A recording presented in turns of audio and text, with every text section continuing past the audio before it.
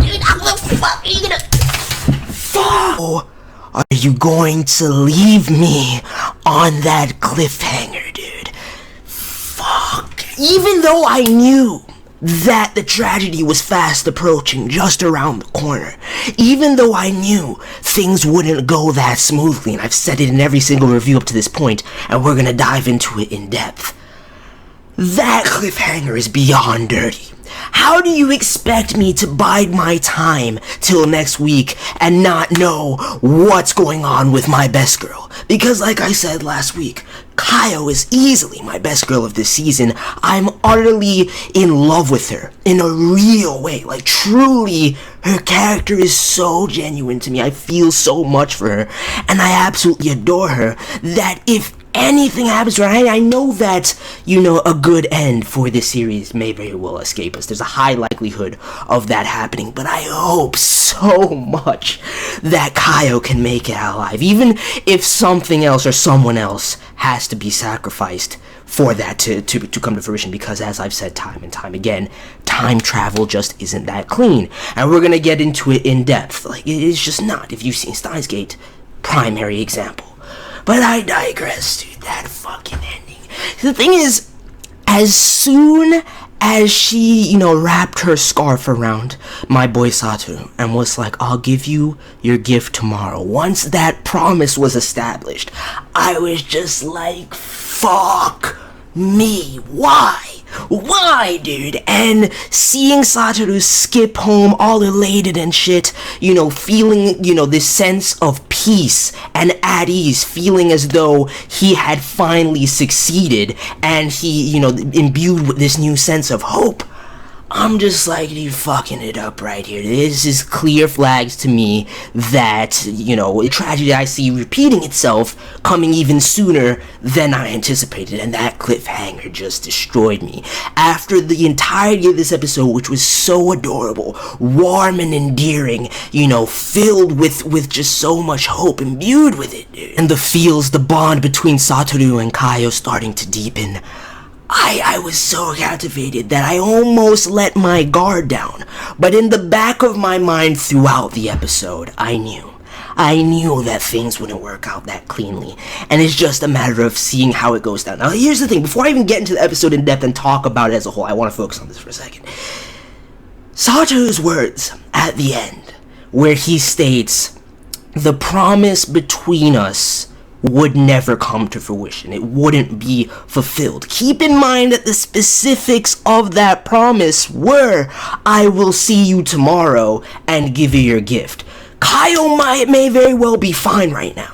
Kayo may very well be fine, and this cliffhanger is just there, just to throw us off. But we can't rule out the possibility that the kidnapping still went through. We can't rule out the possibility of, potentially her mother beating her once again. Maybe she got pissed as fuck at seeing, those mittens that she got made by Satoru for her and everything like that. Maybe she found whatever the gift was that she was making for Satoru and got pissed and flew off the handle. Regardless, there's various things that could be happening with Kayo, but if she was in fact kidnapped and killed at this moment, that opens up a whole slew of questions, and we're gonna have to get into it, man. We're gonna have to get into it, but all I can fucking say is hopefully this cliffhanger is there to throw us off, and those words, that the depth of them really is just, in the way it's really semantics and how it's worded, in that maybe she sees him the following day or something of that nature. Either way, it will be resolved next week, and we'll see what's going on with my best girl, but I can't handle it right now. My resolve has not been fully steeled. And now that I've gotten that off my chest, Boku dake ga Inai Machi episode 4. Yet again, absolutely masterful.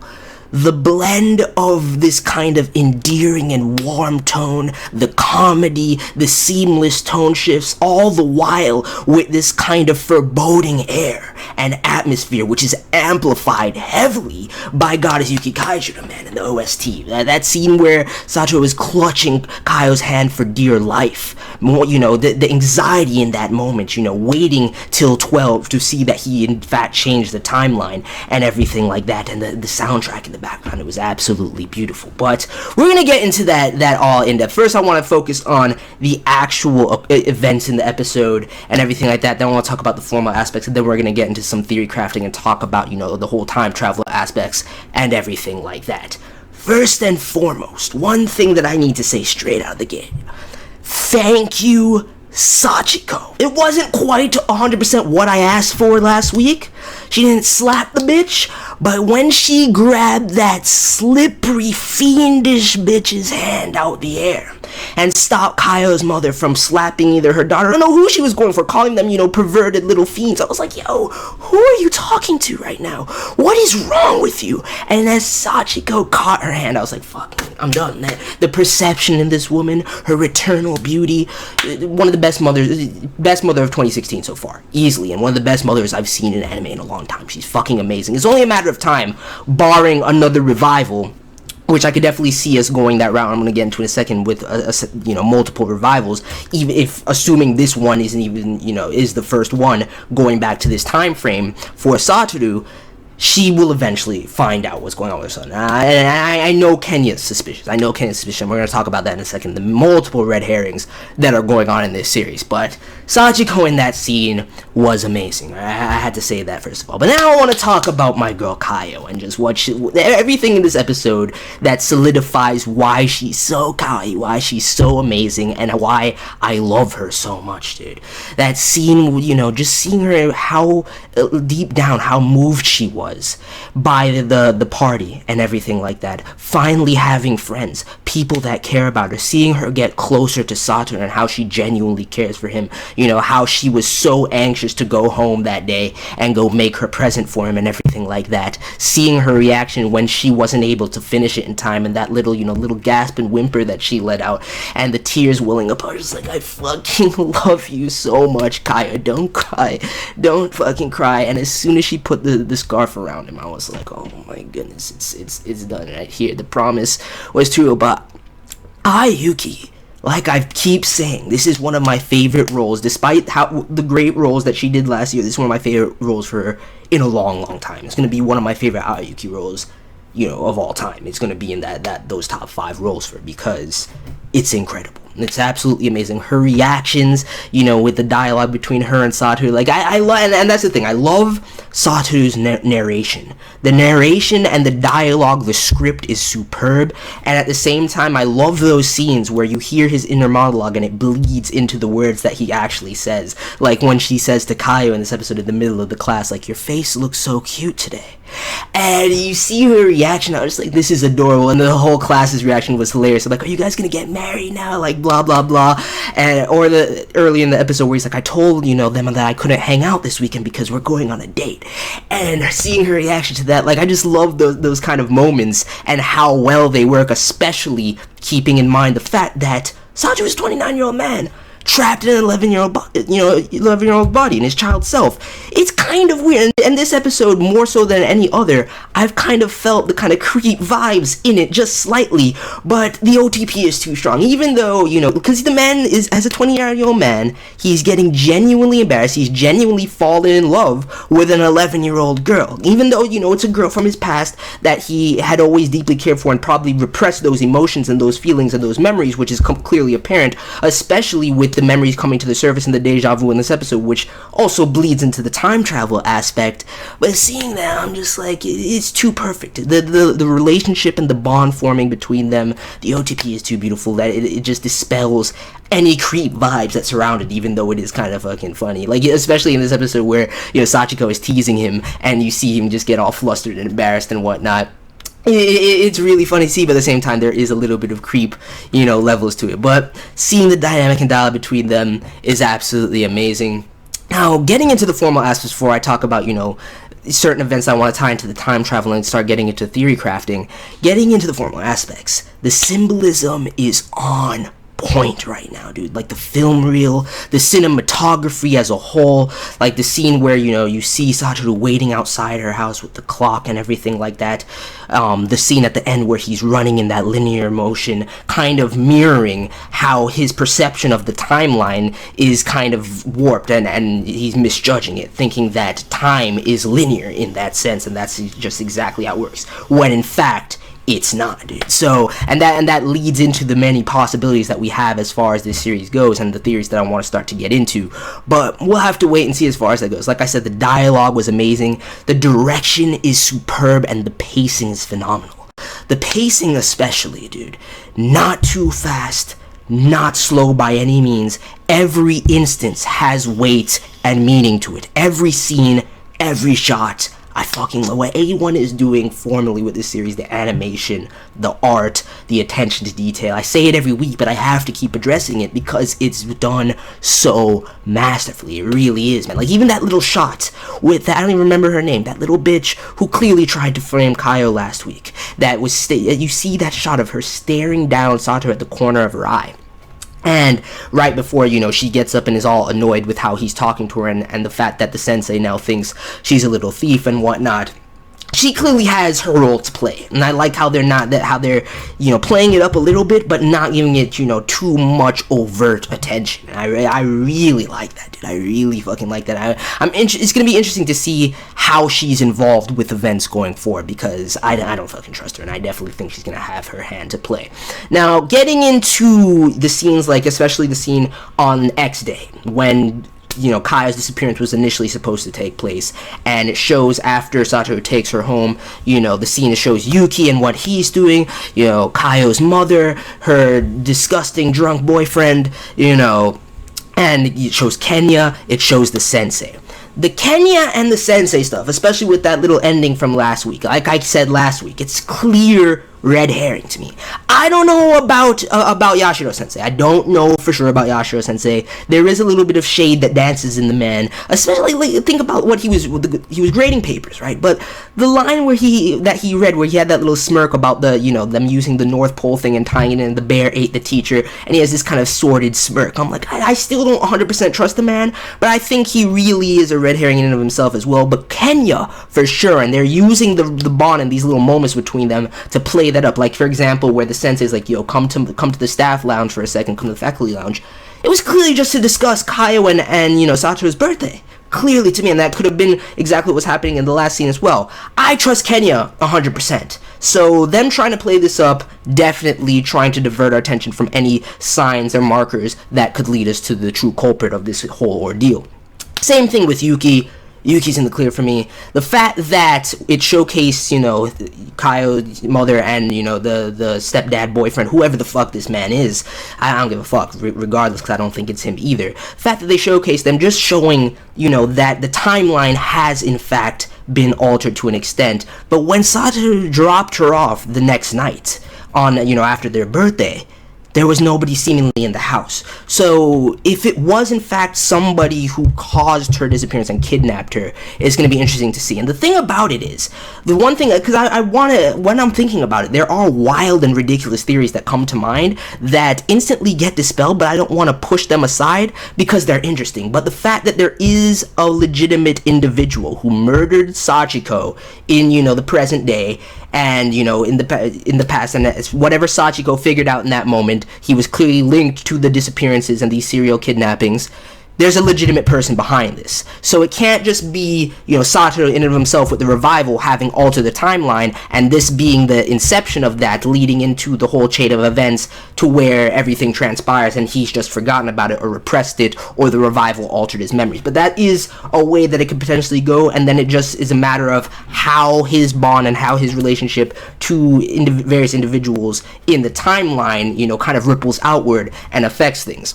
But so let's get into some of the things I want to talk about. First of all, deja vu sequence when they're, you know, at the museum and everything like that, and he recalls having had the exact same conversation with Kayo before about how maybe this is just a place for people who are aspiring manga artists, you know, like to go, and things like that. Clearly, there's one of two ways this can go. Either he's repressed these memories, and it does serve to showcase, you know, that one, time travel is not linear, the timeline is not linear, and there are fixed points in the timeline. Regardless, there are fixed points in every single parallel timeline that cannot be altered, barring, getting into like the kind of Steins Gate theories on time travel, some sort of divergence meter between the timelines. So either it's indicating that this happened in the past and this is, a subsequent revival, or that he has just repressed these memories and that his bond with her goes deeper than he thinks, and there's a key in his repressed memories to solving what's actually going on here. But I like the fact that they're bringing that in, especially with the cinematography and everything like that, to showcase the nonlinear nature of the timeline, and that there are in fact these fixed points. And on the same token, and why I knew that we're most likely going to have a fucked up end no matter how we go about it, even if Kayo is saved, which I'm willing to throw all my chips into. I don't give a fuck what happens, barring Sachiko being unable to be saved. I really don't care. As long as Kayo can survive, I don't even care if Satoru himself has to go out. And that's not even, and that's the thing that people need to understand. That's not something that is impossible. The man right now is trying to take everything upon his shoulders, which I guarantee you he's going to have to, and this is why I think Kayo's alive. It's too soon right now for Kayo to be straight up dead. I think this cliffhanger really is to throw us off, but something could happen. If Kayo dies right here, there's going to be another revival. There has to be another revival right now, and he's going to try and do it again, and potentially that's when Kenya is going to get involved, potentially Sachiko and everything like that. But just diving into it, if Steins Gate taught me one thing, and there's multiple pieces of fiction in multiple mediums that address time travel, but Steins Gate is the one that I want to bring up the most because it's really in line with what's happening in Boku dake right now in terms of him trying to save somebody. And I don't want to spoil anything here for Steins Gate if you haven't seen it, because I know there are still those that haven't seen the masterpiece that is Steins Gate, haven't played the visual novel, but if you have, you understand where I'm going with this, with that it's just not that clean. It's not possible. When you change one thing that, is not a fixed point, you create another one. There's a butterfly effect, there's a ripple effect that is unpredictable, and you're going to, something of equivalent exchange is going to be sacrificed to mediate that and compensate for the shift to the timeline. So it's going to be real interesting to see how every move that Satoru has made up to this point ultimately affects the reality that he knew from beforehand, barring this being, a subsequent revival, like I said, which is even more fucked up if he, or even Kayo herself, or anybody else is trapped in a sort of loop with this, or if it even goes further to just being, a kind of manifestation of Satoru's mentality, which would be absolutely insane. But Simon, the episode just has me thinking about so much right now, and still way too early to put my finger on who in fact is the kid. If we can be traced to one individual, not linked to anyone we've seen thus far. And I don't think that the murderer is somebody who doesn't have a link to at least one character that we've seen thus far, but I can't say for certain with any character that we've seen, especially the ones they're trying to position as potential suspects, are actually in fact the culprit. So it's gonna be interesting. The craziest thing is if it's indirectly Satoru and he causes it as a result of the revival.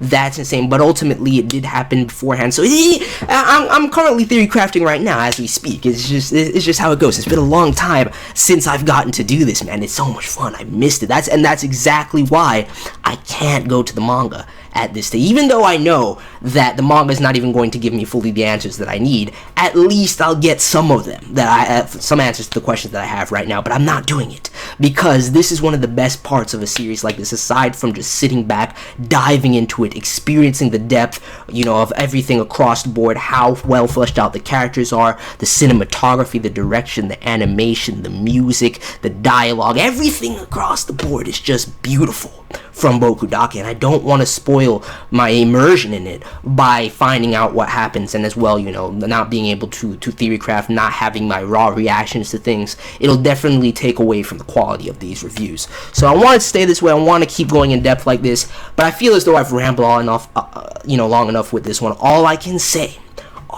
fucking say is there's one hair on Kayo's head that's harmed, barring her mother once again, going in on her, which to be as fucked up as it sounds, I'd rather that be the case right now than Kayo be dead and forcing another revival, because you know that's what's going to need to happen if Kayo dies on episode 4. There will need to be another revival. This is not the end of Kayo's character in the series. This is impossible. As far as I see it, it's impossible.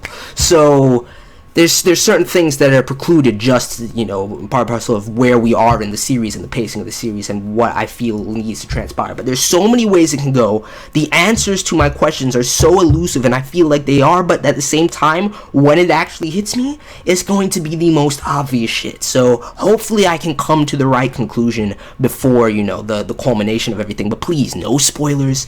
Nobody spoil me, or I will be so fucking pissed. People keep playing around and teasing me in the comments saying they want to spoil me. Don't do it, bro. I swear to God, don't fucking do it. But, and so, once again, I have to reiterate, Sachiko for the win with that save. I absolutely love her. But Kayo is best girl of the season. It's done. It's solidified. I don't care. There's no one else. There's no one else that's surpassing her. There are candidates that are vying for second place right now. But as far as best girl goes, Kayo's winning that. And I don't want to put her in Kawaii Goddess because I don't want her winning multiple categories. She's not a candidate for Sexy Goddess, let's be fucking honest. She's 11 years old. I don't know what's wrong with you people. But I digress. Best girl for the season. And if anything has happened to her right now, I swear to fucking God, you will see me rage. So let me know your thoughts on this episode of Boku dake. Just as masterful as the first 3 episodes have been, the series just hasn't missed a step throughout, and I hope it continues to maintain this level and engross me with the mystery as it has been. But that's pretty much it. Let me know your thoughts, and I'm out. Peace.